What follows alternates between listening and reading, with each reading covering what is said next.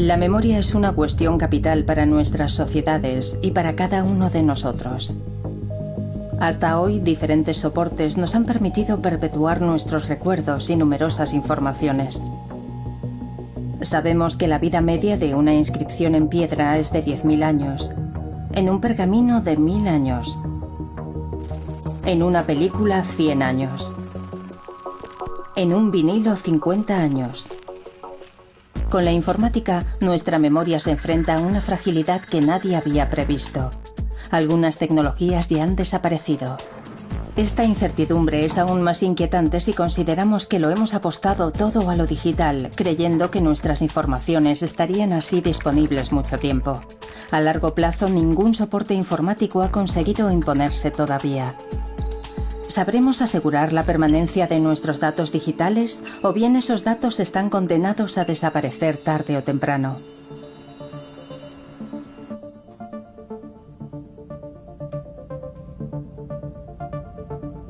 ¿El fin de la memoria?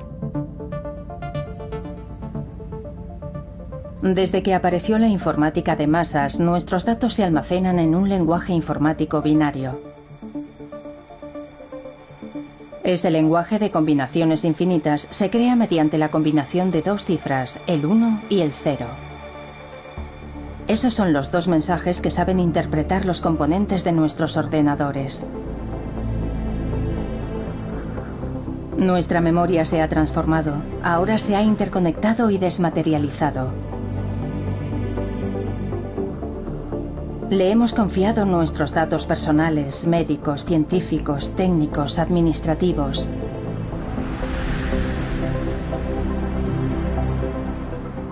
Pero ¿cómo vamos a transmitir un patrimonio digital cada día más inmenso y complejo?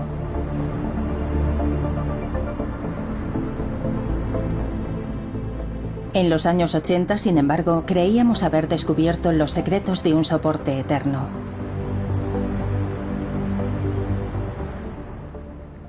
Y ahora miren bien este disco. Este disco es de momento el disco del futuro, un disco digital, prácticamente indestructible, ya que no entra en contacto con ningún objeto, solo lo surca un rayo láser. Sin microsurcos, un disco indestructible de 12 centímetros. Vendido como el soporte digital del futuro, el CD conquistó rápidamente el mercado de la memoria. Ocupa poco espacio y es, o eso creíamos, de una fiabilidad a toda prueba. Las bibliotecas, los archivos, los particulares, todo el mundo se lanzó a usar el nuevo soporte.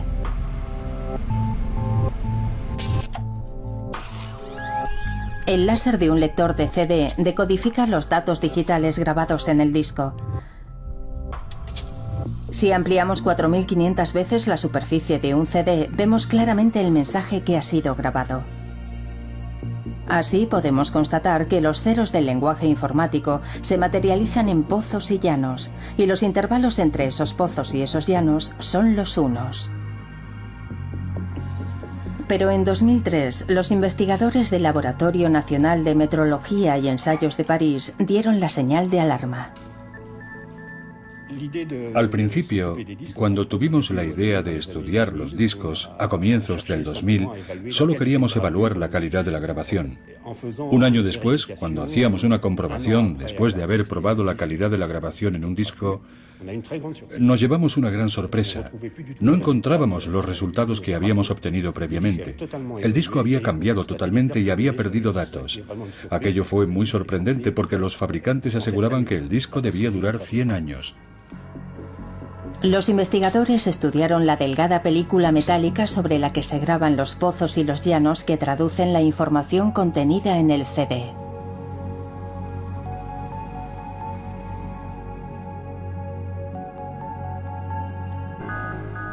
Discos de diferentes marcas fueron sometidos al veredicto del microscopio electrónico.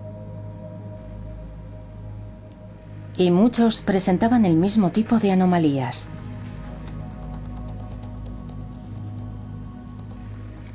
Aunque guardes un CD en un armario cerrado, protegido de la luz y de cualquier agresión externa, puede haber pérdidas de información debido a las partículas que se introducen durante su fabricación.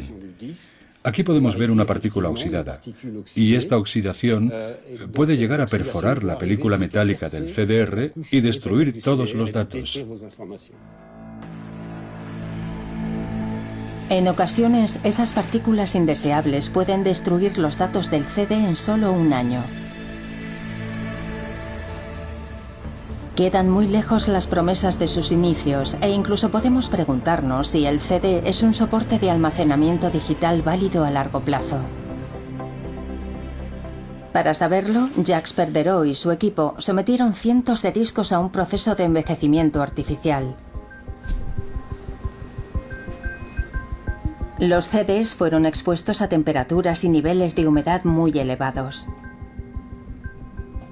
Los resultados fueron elocuentes.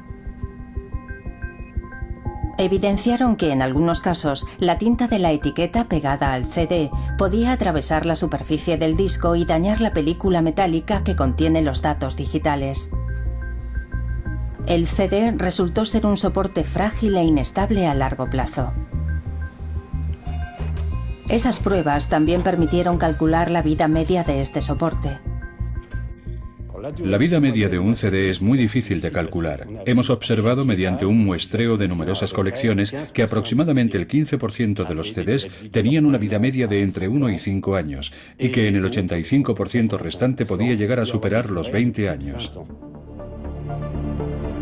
La conclusión del laboratorio era inapelable. Actualmente el CD no está considerado un soporte digital seguro y duradero. ¿Y los discos duros a los que la mayoría confiamos nuestros datos? Ellos son el corazón de la memoria de nuestros ordenadores.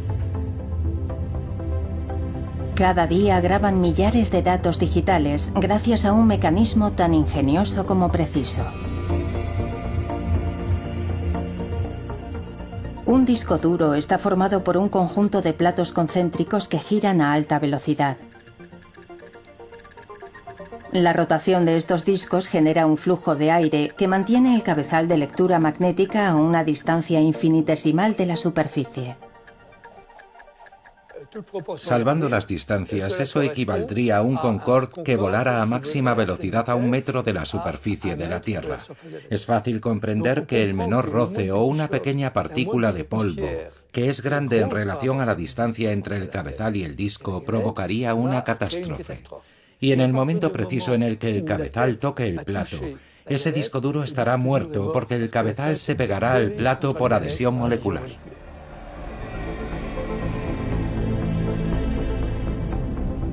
Los discos duros son sensibles a los golpes y no están completamente protegidos del polvo y de las impurezas. Por esa razón, los fabricantes no los garantizan durante más de 5 años.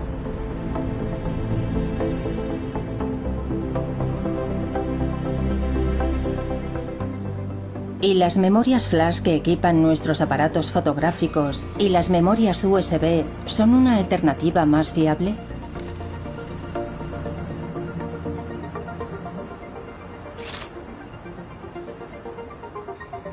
Las memorias USB, los SSD, al igual que las tarjetas de memoria flash, plantean otro problema, que es un número de ciclos de reescritura limitado. El número de ciclos de reescritura es importante, y aunque pueden alcanzar los 100.000 ciclos, en los sistemas informáticos esos 100.000 ciclos se alcanzan rápidamente.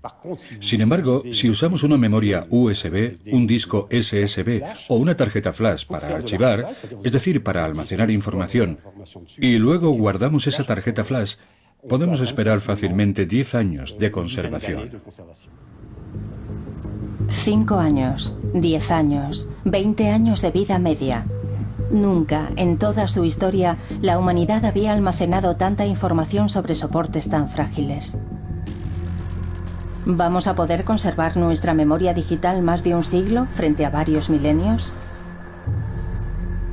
En el ámbito de algunas actividades que se ocupan del archivo de datos sensibles, ya se ha planteado ese problema.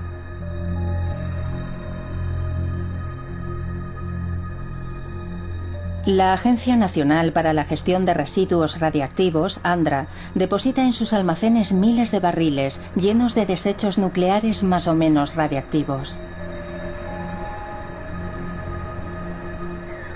Cada barril lleva una referencia con un código de barras que permite identificar el expediente digital que contiene datos esenciales sobre la memoria del lugar.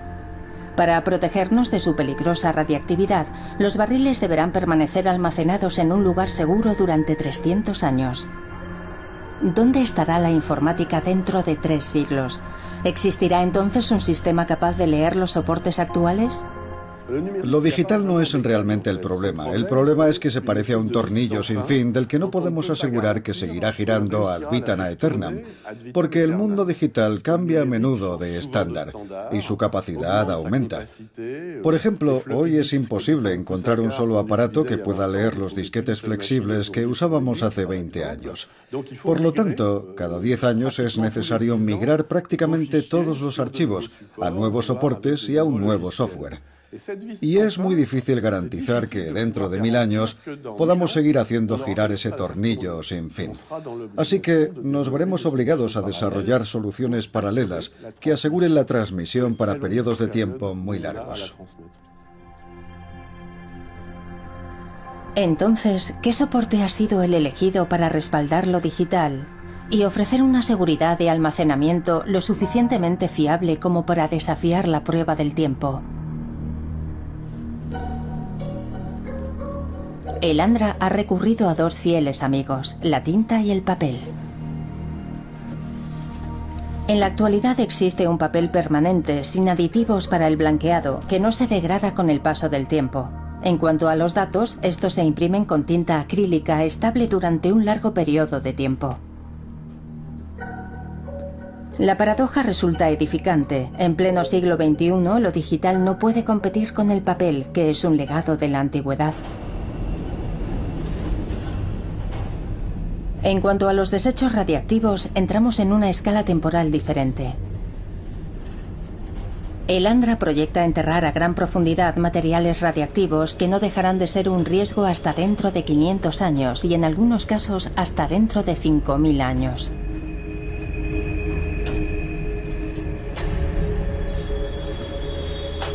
Durante ese largo periodo será necesario saber en todo momento dónde están enterrados y en qué condiciones fueron almacenados. Se dio con una solución cuando se excavaban los 1400 metros de galerías de este laboratorio subterráneo.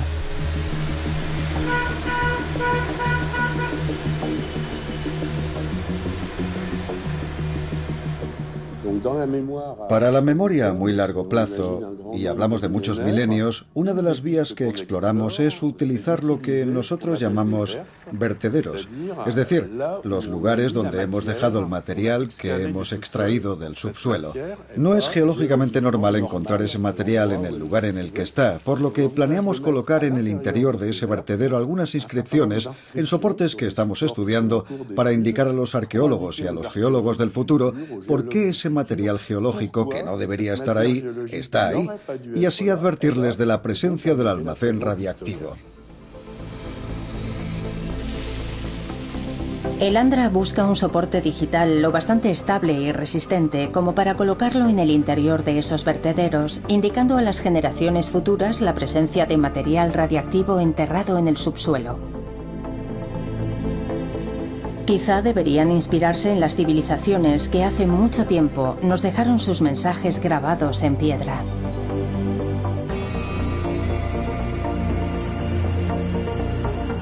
Por ejemplo, los jeroglíficos que nos han llegado desde el antiguo Egipto. Una vez más, el pasado nos guía hacia el futuro. En la actualidad disponemos de un mineral resistente al calor, a los ácidos y a las ondas de radio, un mineral que, sin ser indestructible, es en cualquier caso mucho más resistente que cualquier obelisco de piedra: el cuarzo. En Japón, los ingenieros del laboratorio Hitachi, en colaboración con la Universidad de Kioto, trabajan con el cuarzo con la ambición de crear el soporte de almacenamiento digital más estable que se haya imaginado nunca. Pero se enfrentan al problema de la gran dureza del cristal de roca.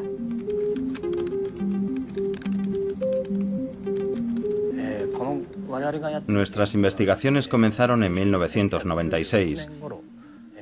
cuando el laboratorio de Miura descubrió que el láser podía modificar la estructura del cuarzo.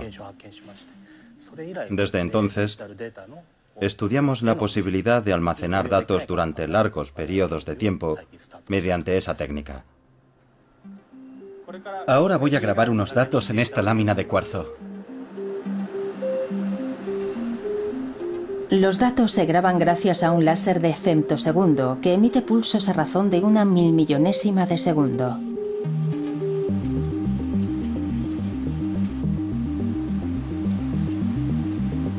El impacto del rayo graba cavidades microscópicas de un diseño perfecto. Un pozo para el 0 y un llano para el 1, en código binario, y puede grabar decenas de puntos a la vez. La información se graba en su interior, por lo que está a salvo del polvo y de los roces. Otra ventaja del cuarzo es que los datos son legibles por transparencia con cualquier tipo de microscopio.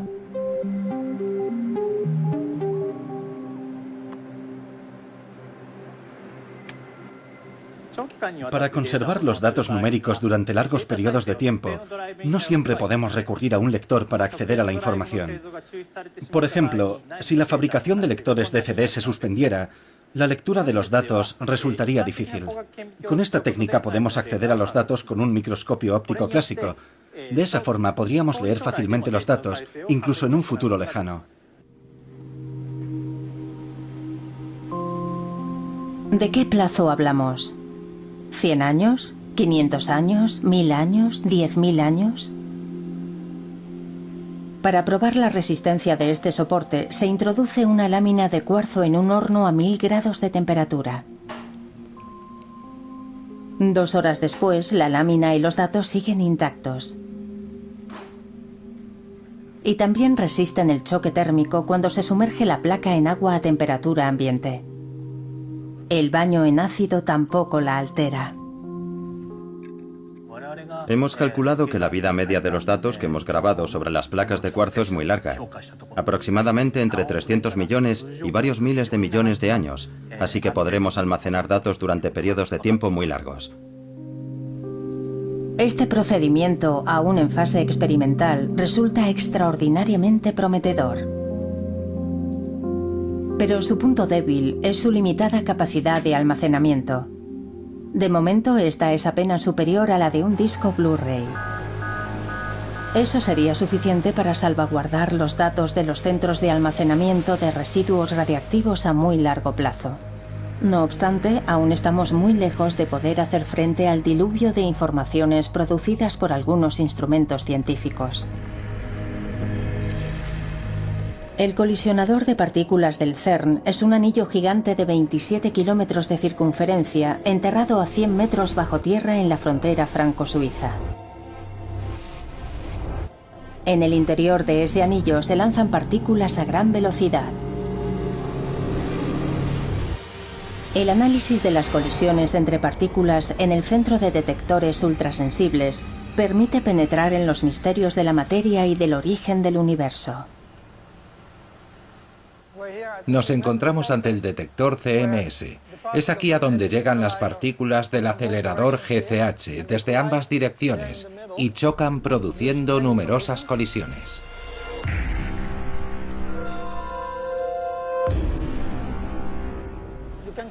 Podemos compararlo más o menos con una cámara digital, pero en la cámara digital el objetivo tiene aproximadamente este tamaño, mientras que aquí vemos un gran espacio de 10 por 10 metros. La otra diferencia es que una cámara hace 15 fotos por segundo, mientras que aquí hacemos 40 millones de fotos por segundo, lo que equivaldría a producir 10.000 DVDs por segundo. Ante semejante flujo de datos, es necesario seleccionar la información. Los filtros electrónicos solo dejan pasar aquellos datos que se consideran pertinentes, y a pesar de eso, la cantidad de datos tratados por el centro de cálculo es impresionante. En un primer momento, los datos se guardan en miles de discos duros ordenados en bahías informáticas. De esa forma, los científicos pueden acceder rápidamente a los datos cuando los necesitan para sus investigaciones. Sin embargo, los datos almacenados son tan numerosos que su análisis requerirá décadas, incluso aunque el CERN disponga de una red informática capaz de realizar millones de operaciones por segundo.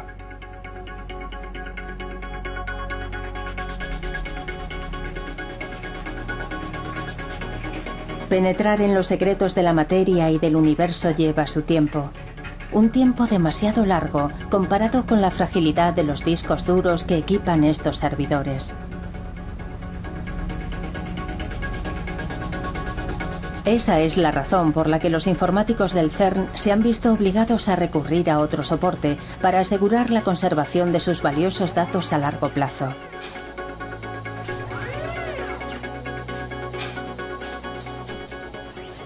Los datos del GCH son almacenados aquí, en cartuchos que contienen cintas magnéticas. Unidades robóticas como esta examinan esas cintas cuando un científico necesita estudiar o volver a analizar esos datos. Los robots gestionan las más de 50.000 cintas magnéticas que almacenan los datos del GCH.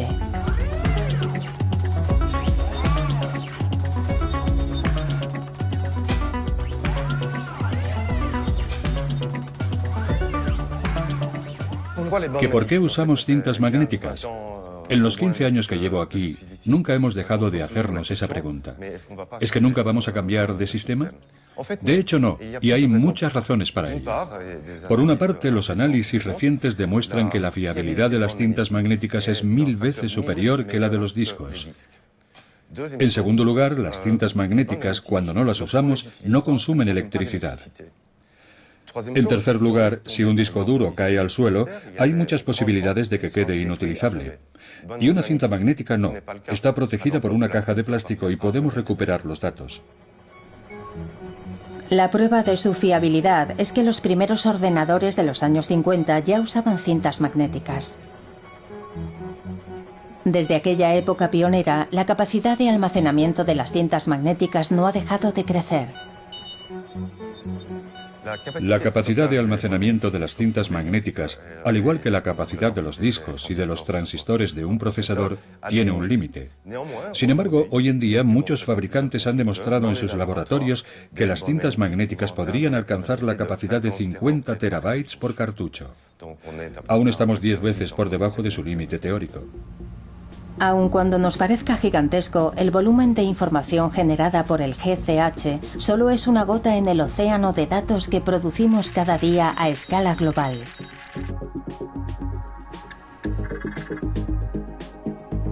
En 24 horas se envían más de 145.000 millones de correos electrónicos. Y las búsquedas en Internet alcanzan los 4.000 millones y medio.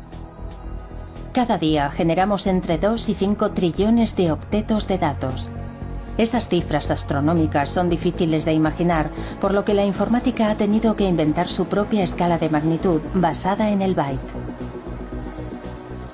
Un byte está compuesto por la alternancia de 8 bits, ceros y unos. Así, una letra equivale a un byte. Una página a 3 kilobytes. 300 páginas a 1 megabyte. Una biblioteca a 1 gigabyte. 5 bibliotecas a 1 DVD. 6 millones de libros a 1 terabyte o una torre de 200 DVDs. Una torre de 200 metros de altura de DVDs representa 1 petabyte. Una torre de DVDs de 1 kilómetro de altura, 5 exabytes, el equivalente a toda la información producida por la humanidad hasta el año 2003. Una torre de DVDs que uniera la Tierra con la Luna representa 1,8 zettabytes o toda la información producida durante el año 2011. Una torre de DVDs que uniera Marte y el Sol representa 1 yottabyte o el volumen de datos digitales que se generarán de aquí a 5 años. A primera vista, ninguno de los soportes existentes podría almacenar semejante volumen de datos. ¿Significa eso que nuestras sociedades se enfrentan a un callejón sin salida? En absoluto. Los científicos responsables del almacenamiento de datos han comprendido que es necesario cambiar de lógica. Y ahora investigan un dispositivo de eficacia más que probada que todos compartimos. Ese sistema complejo cuyos inmensos recursos nos reservan muchas sorpresas es el ADN, presente en los cromosomas de los seres vivos.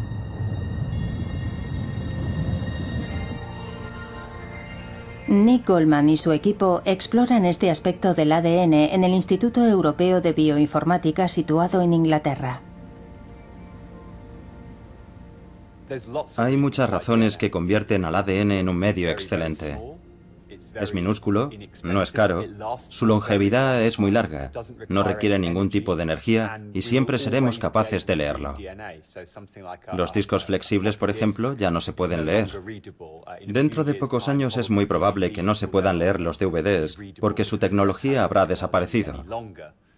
Pero siempre dispondremos de una tecnología que nos permitirá leer el ADN, porque es información que concierne a nuestro propio genoma. Cada 2 o 3 años aparece un nuevo aparato capaz de leer el ADN. Es una tecnología que, en estos momentos, evoluciona muy rápidamente.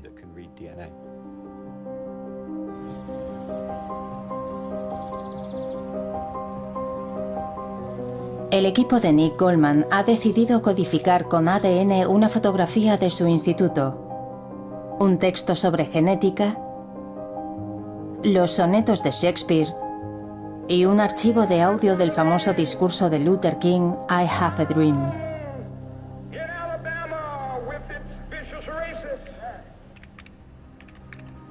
La única dificultad ha sido pasar del lenguaje informático compuesto por ceros y unos al código genético, mucho más complejo. El código genético combina no 2, sino 4 elementos, las 4 moléculas del ADN simbolizadas por las letras ACGT. Son los mismos 4 elementos que se combinaron en el fondo de los océanos hace millones de años para formar el alfabeto de la vida.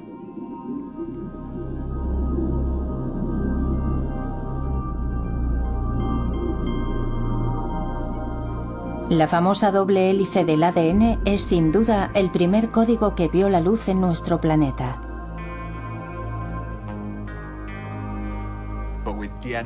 Con el ADN podemos utilizar 4 letras. Es como un Lego con ladrillos de 4 colores diferentes. Podemos unirlos en cualquier orden para crear un mensaje. Nosotros hemos inventado un código que utiliza las diferentes letras del ADN. Cada bloque representa un 0 o un 1. Y podemos colocarlos en cualquier orden para crear un mensaje largo. Nuestro código permite esa conversión, minimizando el número de errores que la lectura y la escritura del ADN podrían provocar. Nick Goldman y su equipo han partido de los ceros y de los unos para codificar la foto, los textos y el archivo de audio. Después aplicaron un código matemático que permitía pasar del lenguaje binario a las 4 letras ACGT que codifican el ADN. La fotografía, los textos y el discurso han sido fraccionados también en millares de segmentos de ADN. Estos últimos son fabricados químicamente. Al final del proceso, el mensaje informático original está escrito sobre miles de hebras de ADN artificiales e inertes.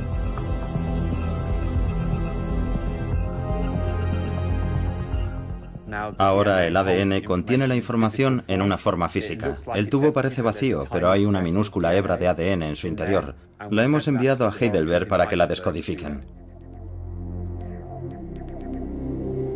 A partir de aquí, la informática deja paso a la genética. Para comprobar el procedimiento, las hebras de ADN son enviadas al Laboratorio Europeo de Biología Molecular en Alemania para su descodificación. Los biólogos han introducido las hebras de ADN en secuenciadores. Estos aparatos permitirán encontrar las combinaciones de las letras ACGT.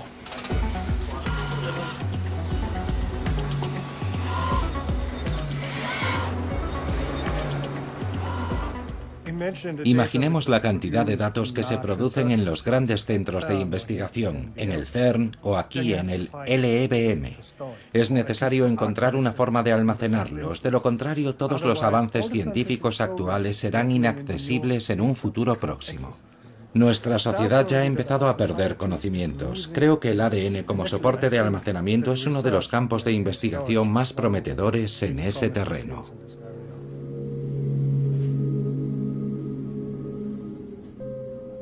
El ADN tiene otra ventaja. Es un material sólido que resiste perfectamente el transporte. Para almacenar el ADN hay 3 factores muy importantes. Es necesario conservarlo en frío y en seco para impedir cualquier reacción química. Y por último, también es necesario protegerlo de la luz. No es sorprendente que los suelos secos y helados de Siberia hayan conservado fragmentos de ADN de animales muertos hace miles de años.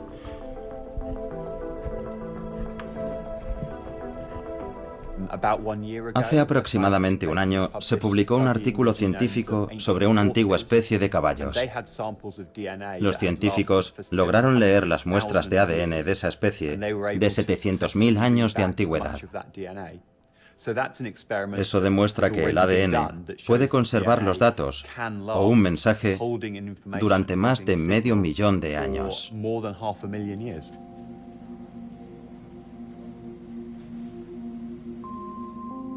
El equipo alemán tardó casi 2 semanas en descifrar todas las secuencias enviadas por el Instituto de Investigación de Inglaterra. Lograron leer todas las hebras de ADN y el mensaje fue recuperado íntegramente.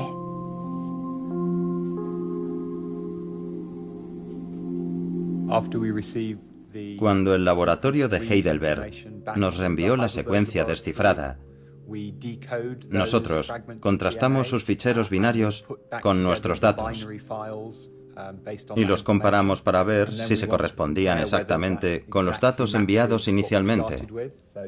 La fotografía es exactamente la misma. También verificamos con la ayuda de un ordenador que cada elemento, cada 0 y cada 1 fueran idénticos, y ese era el caso.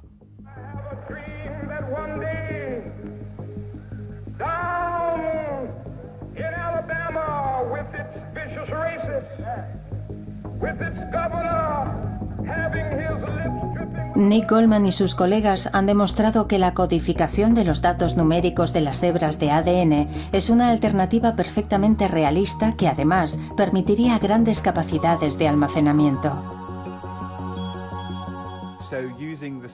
Usando el mismo sistema que empleamos para esta experiencia, la totalidad de la información del planeta ocuparía 2 metros cúbicos, es decir, 2 metros por 1 metro por 1 metro. Podríamos guardar toda esa información en el maletero de un coche grande. De momento, el procedimiento sigue siendo experimental porque su puesta en práctica sería compleja y onerosa. No obstante, podemos imaginar, sin necesidad de soñar, que en el futuro los lugares de almacenamiento acumularán millones de probetas con hebras de ADN que almacenarán datos, igual que hoy ordenamos y clasificamos los libros en las bibliotecas. De esa forma podríamos congelar nuestra memoria con el lenguaje de la vida. La cuestión de su permanencia estaría resuelta, pero aún quedaría por resolver un problema, y es un problema de envergadura. Con Internet, la información se ha vuelto inestable, algo así como si los libros de nuestras bibliotecas se renovaran a cada instante. Una memoria fiel debería reflejar esa dinámica. Todos los sistemas de almacenamiento, los CDs, el cuarzo, la banda magnética e incluso el ADN no pueden registrar una memoria cambiante.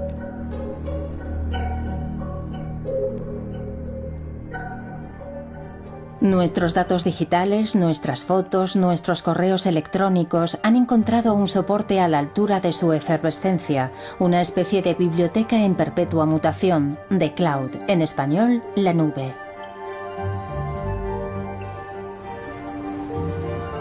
El término es ambiguo, ya que puede hacernos creer que la información digital se ha convertido en algo completamente evanescente, y no lo es en absoluto. La nube tiene, por supuesto, un soporte físico, los centros de procesamiento de datos.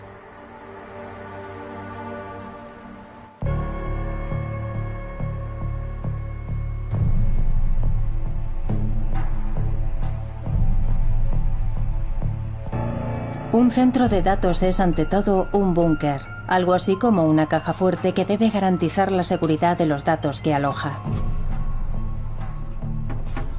Serge Abitboul, del Instituto Nacional de Investigación en Informática y en Automática, nos muestra el mayor centro de procesamiento de datos de Europa, situado en el norte de Francia.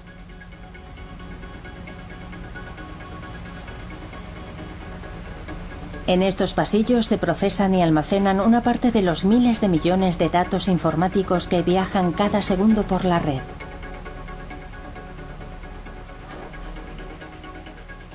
Esto es una bahía. Hay centenares como esta a nuestro alrededor. Está formada por ordenadores, por discos duros que forman la nube. Todos los datos de las empresas, de los ciudadanos, vuestras fotos, vuestros correos se encuentran en bahías como esta, en algún lugar del planeta, en centros de procesamiento de datos.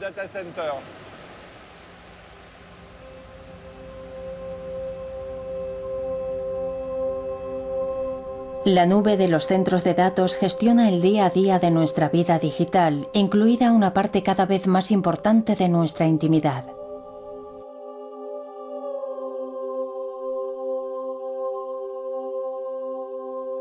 La memoria de la humanidad, la memoria de los individuos, en cierto modo, hoy está garantizada por los centros de datos.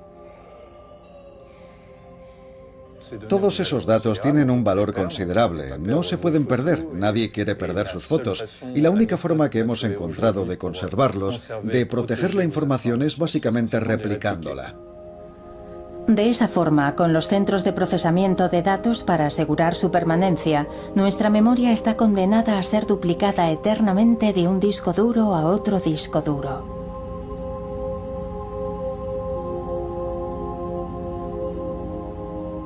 Pero el hecho de que la información digital pueda ser replicada y reproducida hasta el infinito implica una pequeña probabilidad de que se deslice algún error en su interior.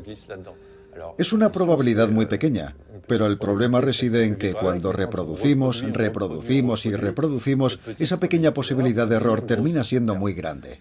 Por eso, en la representación digital de la información, introducimos códigos de corrección que garantizan que la copia será siempre coherente.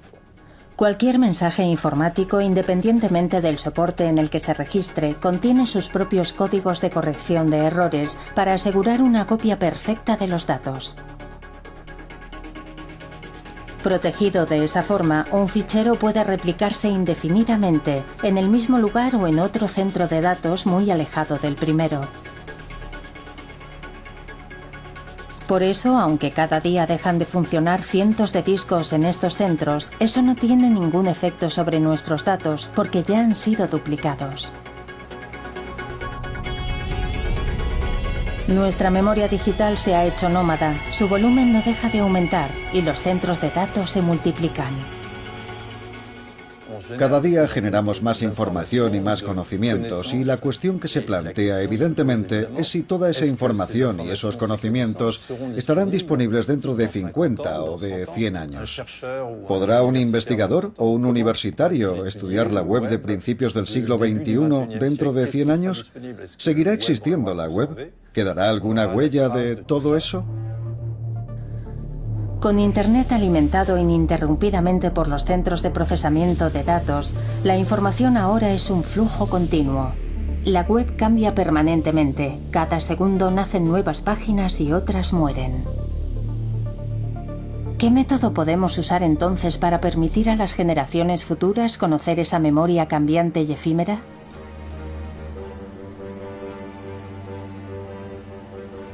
Tras asegurar la conservación del patrimonio televisivo y radiofónico de Francia, el INA, el Instituto Nacional Audiovisual, tiene ahora la compleja misión de almacenar el tráfico en Internet de todas las páginas francesas relacionadas con ese sector.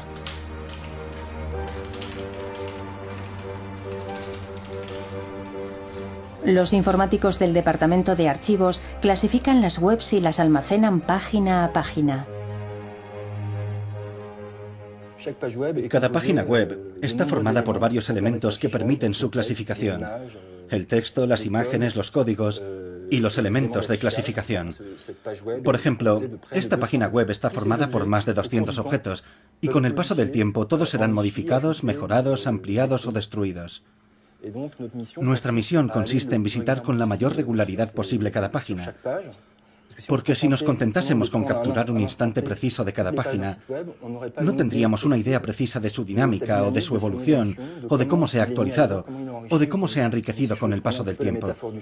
Usando la metáfora del cine, nosotros intentamos filmar no a 24 imágenes por segundo, sino a 20 imágenes por día, para capturar esos sitios web. A cada instante alguien añade un comentario. Otro adjunta una imagen. Un tercero introduce un enlace. Y así sucesivamente en un movimiento que nunca cesa. Memorizar Internet es una tarea de titanes. De hecho, se utilizan robots informáticos para hacerlo. 25 veces al día recogen la totalidad de las imágenes, de los textos, de los archivos de audio que componen cada página, de cada uno de los 10.000 sitios web implicados. El flujo de Internet se congela así en una sucesión de instantáneas. En 5 años, los técnicos del INA han recogido 25.000 millones de archivos, de los cuales 7.000 millones son páginas web. Esa memoria fraccionada y guardada en cintas magnéticas estará a disposición de los historiadores y de los investigadores que algún día se asomarán al mundo tal como lo vivimos hoy. Su tarea será cada vez más compleja, dado que la web vive una expansión constante. Aquí, cada página web está simbolizada por un punto. Esta representación de Internet muestra una complejidad que no tiene nada que envidiar a lo que conocemos del universo. Durante 2014 se han superado los 1.000 millones de páginas web en la red.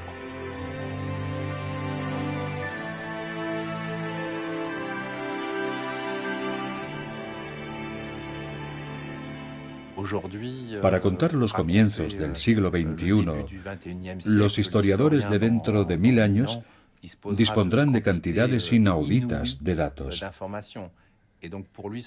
por lo que para ellos será mucho más difícil encontrar y dar sentido a tanta información. ¿No corremos el riesgo de perdernos en semejante inmensidad?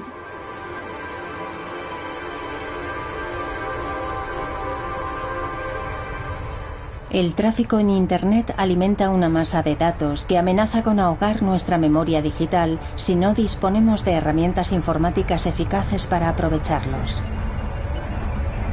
En Venecia, investigadores equipados con potentes programas de análisis de datos se han sumergido, como si fueran arqueólogos, en el yacimiento de uno de los archivos de papel más grandes del mundo. Su labor anticipa, sin duda, el que será el trabajo de los historiadores del futuro, enfrentados a la gigantesca cantidad de datos que nosotros generamos hoy en día. Su campo de investigación no es Internet, sino los archivos del Estado de Venecia. Sobre 80 kilómetros de estanterías se acumulan millones de documentos que registran la historia de la ciudad a lo largo de 10 siglos. Aquí se guardan las actas del registro civil, del mercantil, actas notariales y muchos otros documentos valiosos o anodinos. Estos archivos inestimables que permiten reconstruir casi día a día la vida de la ciudad y de sus habitantes son de alguna manera una especie de precursores de Google. ¿Cómo manejar semejante cantidad de información? El proyecto La Máquina del Tiempo veneciana, impulsado por los archivos estatales y la Escuela Politécnica Federal de Lausanne, intenta responder a esa pregunta.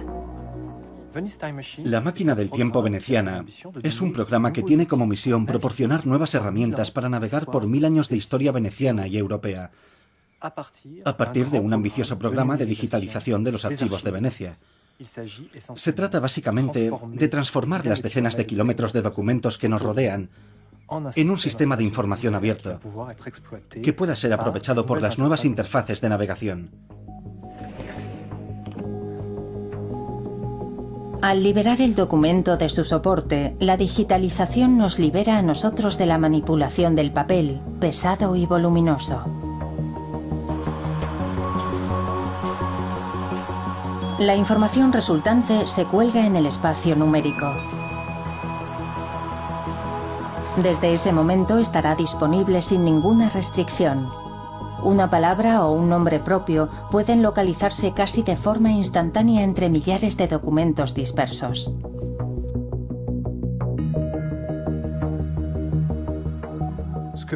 La indexación digital de los documentos permite establecer conexiones que antes era imposible realizar.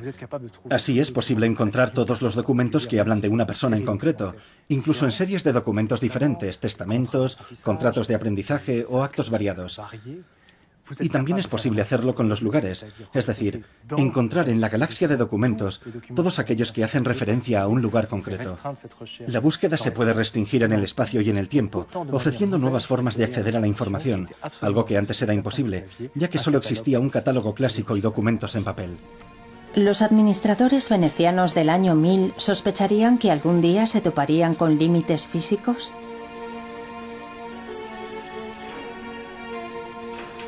Aunque eficaz, el método de archivar en papel es muy laborioso. 10 siglos después, disponemos de algoritmos y de programas informáticos que crean conexiones entre datos dispersos para darle sentido. De esta forma, de la enorme masa de documentos heterogéneos, surge una historia mucho más sutil, más llena de matices y más veraz de la Serenísima. Todos los documentos que transcribimos son inmediatamente analizados en busca de nombres de personas o de lugares.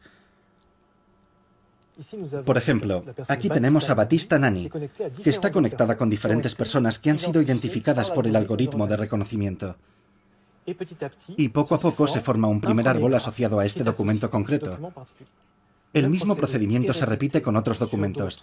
Declaraciones de impuestos, aquí, por ejemplo, y Battista Nani se conecta poco a poco con otras personas.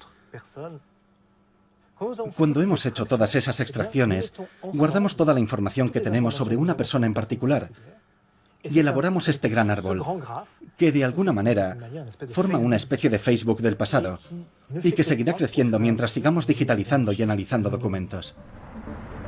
Battista Nani, cuyo nombre y cuya vida estaban perdidos en un océano de documentos, ha vuelto con nosotros. A partir de ahora, los venecianos del pasado no serán ya una masa anónima e incorpórea, sino destinos que se cruzaron y que dieron forma a la historia.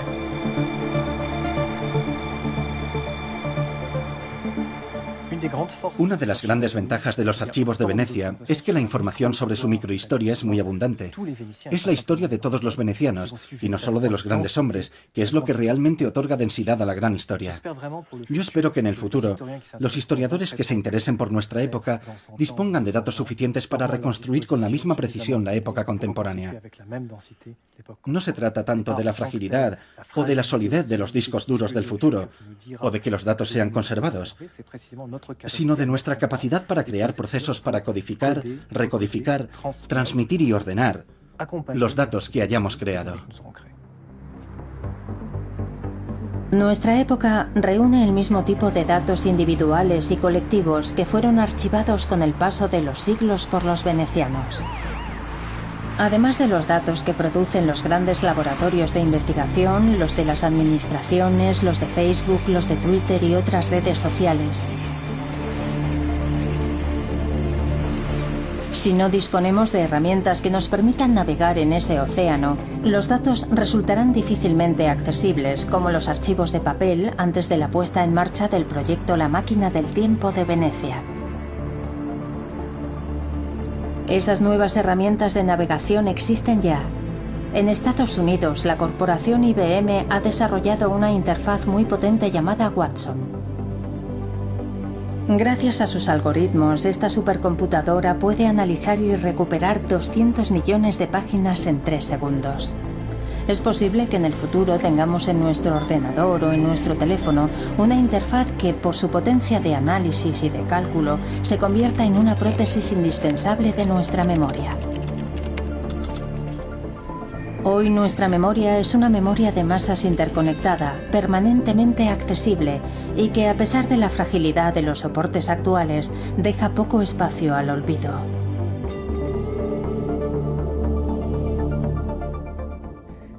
Durante mucho tiempo hemos sentido miedo al olvido. El miedo a olvidar es el miedo a la muerte. Es la idea de que vamos a desaparecer y de que la memoria, por lo tanto, es la manera de detener el tiempo y, en cierto modo, de detener la muerte. Pero ahora, el problema de conservar las ideas, de conservar la memoria que tenemos de alguien, o de un país, o de una historia, provoca un temor inútil, porque el mundo digital permite guardarlo todo. Pero al guardarlo todo, ahora se plantean nuevos interrogantes en la historia de la humanidad.